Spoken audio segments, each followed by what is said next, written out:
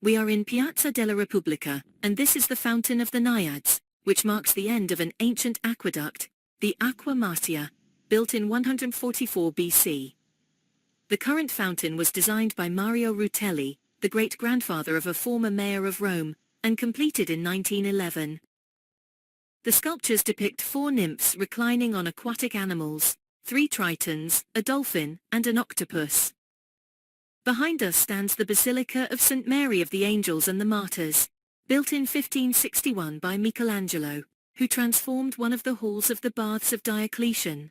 Specifically, the Tepidarium, the area used for warm baths, along with adjacent rooms. Another part of the building is included in the nearby Museum of the Baths, Museo delle Terme. The Emperor Diocletian had this thermal complex built between 298 and 306 AD. These were the largest baths ever constructed in Rome. Michelangelo respected the original ancient architecture, maintaining, for example, the same groin vaults proportions and dimensions. However, several modifications were made later, including those by Luigi Vanvitelli in 1750, who built the facade facing Piazza della Repubblica. That facade served as the only entrance to the church, but it is not the one we see today. It was demolished in 1911, and the ancient niche-like appearance with Roman bricks was restored. From the entrance, one enters a circular vestibule with 2 square exedras. This was the ancient Tepidarium. The transept, on the other hand, was created within the central hall of the baths, and is majestic, with its 8 red granite columns and high vaults.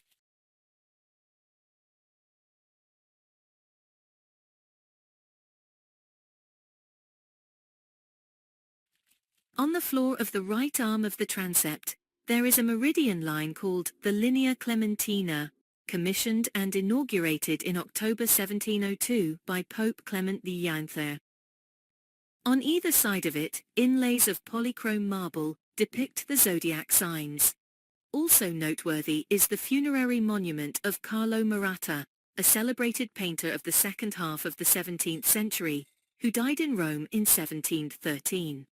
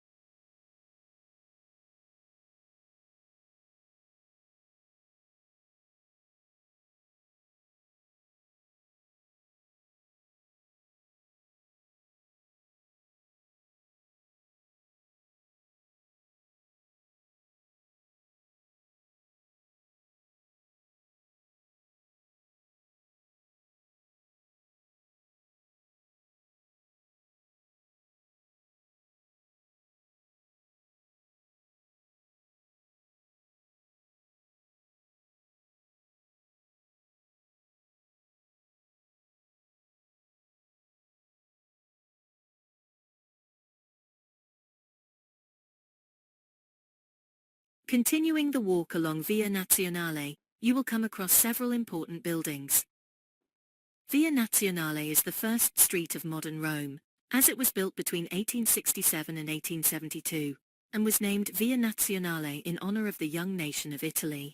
It was designed to connect the newly built Termini station with Piazza Venezia, running straight toward Trajan's Forum, using Trajan's column as a backdrop for perspective. After the First World War, however, the section beyond Largo Magnanapoli, where we will stop, was given different names to commemorate the war. Via Nazionale, crossing the ancient valley between the Quirinal and Viminal hills, partly follows the route of the ancient Vicus Longus, which already existed in the 3rd century BC. As mentioned, along this street there are many noteworthy buildings. To name just a couple, The Palazzo delle Esposizioni, the largest exhibition and multidisciplinary space in central Rome, inaugurated in 1883. And Palazzo Koch, the headquarters of the Bank of Italy, built between 1886 and 1892. The latter takes its name from its architect, Gaetano Koch, a Roman of Tyrolean descent, who designed it in a neo-Renaissance style. We stop here to observe the Torre delle Milizie, erected in the 13th century by the Conti di Segni, an important Roman family. It later passed to Pope Boniface VIII, the pope who instituted the Jubilee, the first of which was held in the year 1300. Boniface, known for his strong character, made several enemies. Belonging to the Caetani family, he was in conflict with the Colonna family, who controlled the Quirinal Hill. He therefore used the tower as a fortress against them. In the 16th century, the tower returned to the Conti family, and was later incorporated into the convent of the Nuns of St. Catherine at Magnanapoli. Since 1927, it has been part of the Trajan's Markets complex.